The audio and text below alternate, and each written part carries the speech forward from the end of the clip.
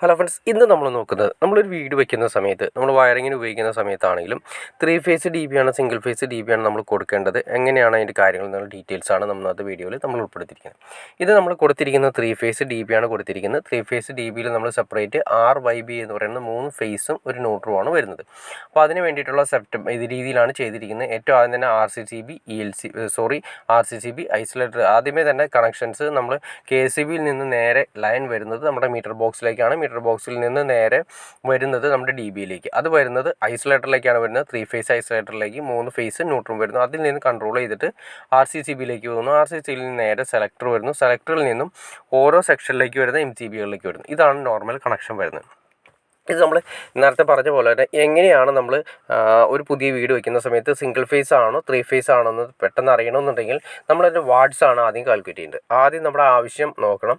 അതായത് ഒരു single phase connection നമ്മൾ എടുക്കുകയാണെങ്കിൽ അതിലൂടെ മാക്സിമം നമുക്ക് എടുക്കാവുന്ന കണക്ഷൻസ് എന്ന് പറയുന്നത് അതിൻ്റെ വാട്ട്സ് 5000 വാട്ട്സ് ആണ് മാക്സിമം എടുക്കാൻ പറ്റുന്നത്. അത് സിമ്പിളായിട്ട് പറഞ്ഞു കഴിഞ്ഞാൽ ഒരു നോർമൽ ലെവലിൽ ഒരു 5-6 പവർ പ്ലഗ്, ഒരു AC അല്ലെങ്കിൽ ഒരു 2 AC അത്രയും കാര്യങ്ങൾ ഉണ്ടെങ്കിൽ പോലും നമുക്ക് ഈ പറഞ്ഞ ലെവലിൽ നമ്മുടെ പവർ പ്ലഗിന് അതായത് 5000 വാട്ട്സിന് മുകളിലേക്ക് പോകും.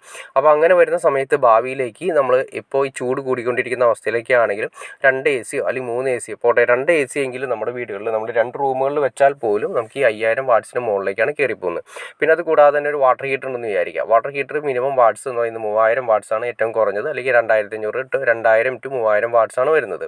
പിന്നെ അത് കൂടാതെ ഇൻഡക്ഷൻ കുക്കർ നിങ്ങൾക്കറിയാം. ഇൻഡക്ഷൻ കുക്കർ ചിലപ്പോൾ 1500 തൊട്ട് സ്റ്റാർട്ട് ചെയ്യുന്നുണ്ട്, പക്ഷേ നോർമൽ ലെവലിൽ വരുമ്പോൾ 2000 വാട്ട്സ് ഉണ്ടാവും.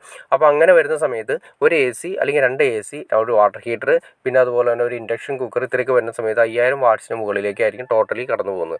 അപ്പോൾ അങ്ങനെ വരുന്ന സമയങ്ങളിൽ നമുക്ക് കറണ്ട് കാശ് കാര്യങ്ങളൊക്കെ നല്ല രീതിയിൽ ഹൈ ആവാനും കാര്യങ്ങളൊക്കെ ഉണ്ട്. അപ്പോൾ അങ്ങനെ വരുമ്പോൾ നമ്മൾ ഭാവിയിലേക്ക് ഈ പറയുന്ന സിംഗിൾ ഫേസ് ആണ് കണക്ഷൻ നമ്മൾ വീട് വെക്കുന്ന സമയത്ത് നമ്മൾ എടുത്തിരിക്കുന്നതെങ്കിൽ സിംഗിൾ ഫേസ് കണക്ഷനാണ് DB വെച്ചിരിക്കുന്നത്. കണക്ഷനുള്ള ഉദ്ദേശിച്ച DB സിംഗിൾ ഫേസ് DB ആണ് നമ്മൾ വെച്ചിരിക്കുന്നതെങ്കിൽ ഭാവിയിലേക്ക് നമുക്ക് ഈ പറഞ്ഞ രീതിയിൽ 3 ഫേസ് ആക്കി കൺവേർട്ട് ചെയ്യണമെങ്കിൽ ഈ പറയുന്ന കാര്യങ്ങളെല്ലാം പൊളിച്ചു മാറ്റേണ്ടതായിട്ട് വരും.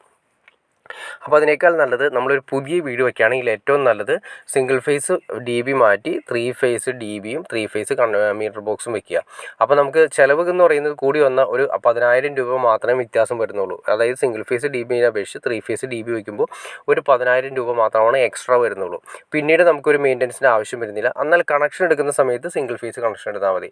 പിന്നീട് നമ്മൾ വാട്ട്സ് അതായത് AC കാര്യങ്ങളൊക്കെ കൂടുതൽ വെച്ച് ഉപയോഗിക്കുന്ന സമയത്ത് സിംഗിൾ ഫേസ് കണക്ഷനിൽ നിന്ന് 3 ഫേസ് കണക്ഷനിലേക്ക് നമുക്ക് കൺവേർട്ട് ചെയ്ത് KCBയിൽ അപേക്ഷ കൊടുത്ത് സിമ്പിളായിട്ട് കൺവേർട്ട് ചെയ്ത് മാറ്റിയെടുക്കാൻ സാധിക്കും.